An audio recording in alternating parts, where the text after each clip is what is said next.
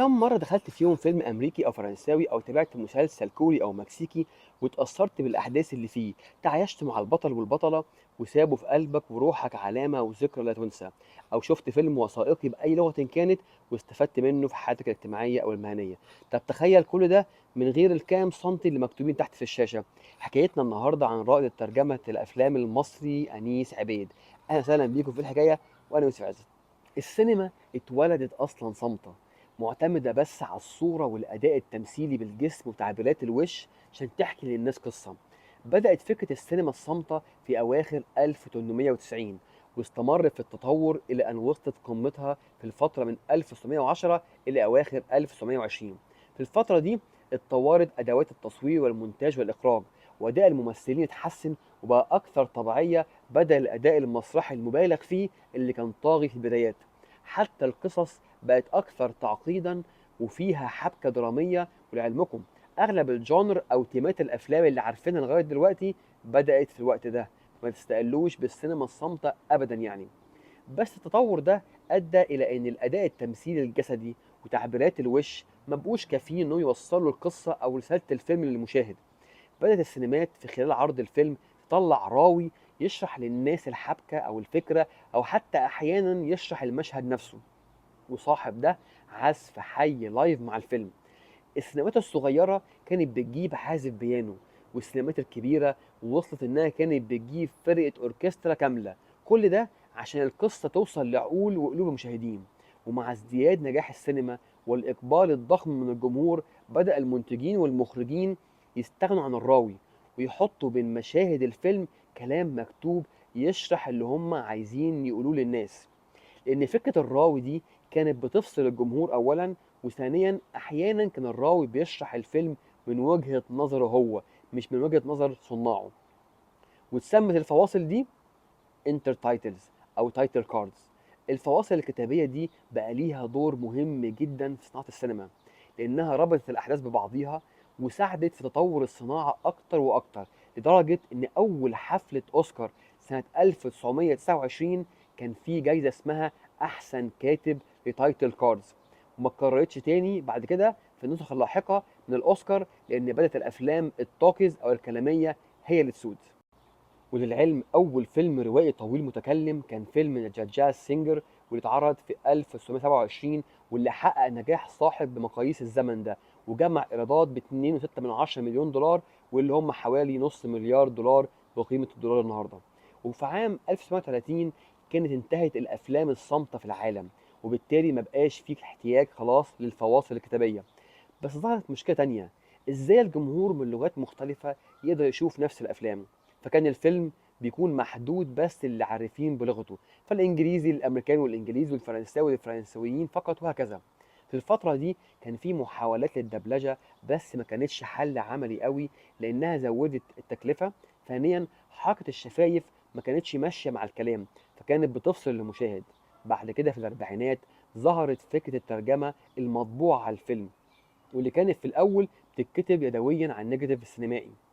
فكرة طباعة الترجمة على الأفلام كانت بمثابة ثورة في عالم السينما، لأنها لأول مرة خلت الأفلام تبقى متاحة لكل الناس مهما كانت لغتهم، وخلت المشاهد يبقى فاهم الحوار لحظة بلحظة ويتفاعل مع الأحداث من غير أي انقطاع. ده مش بس زود إيرادات الأفلام، لكنه كمان فتح الباب للثقافات المختلفة إنها تتقابل وتندمج.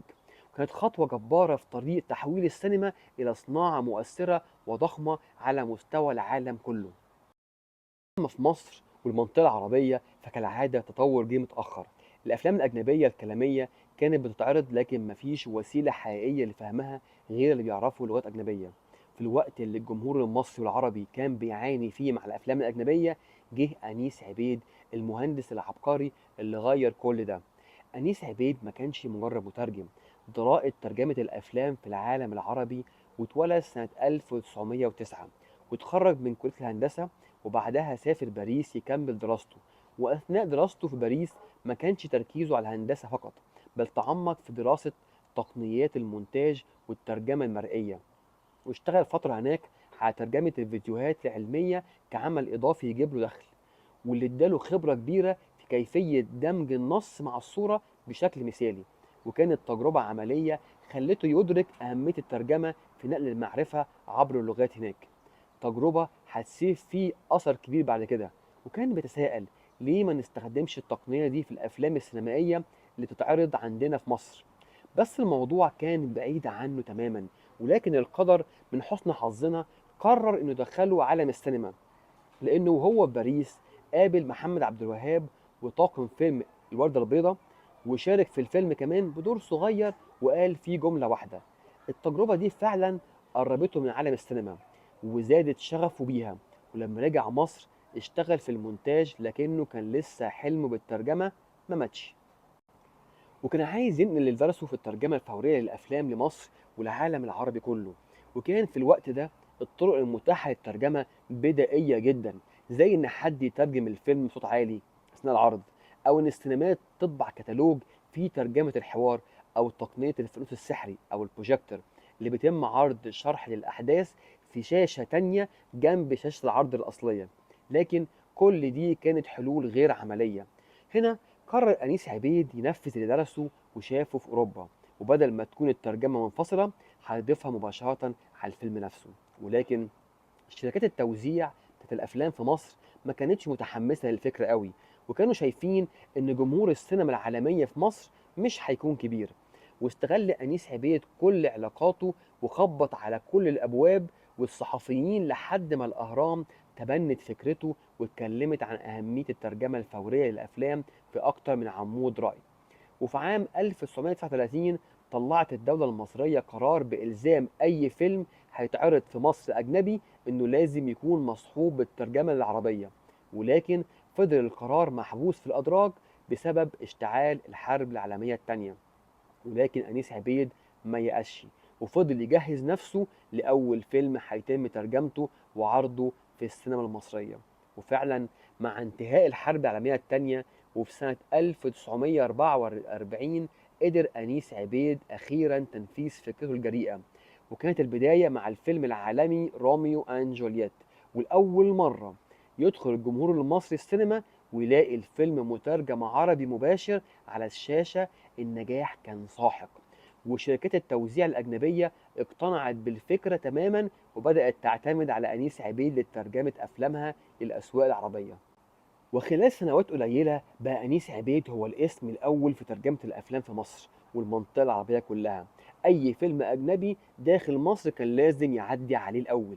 والجملة الشهيرة بتاعت طبعة الترجمة في معامل أنيس عبيد بالقاهرة بقت علامة الجودة في ترجمة الأفلام.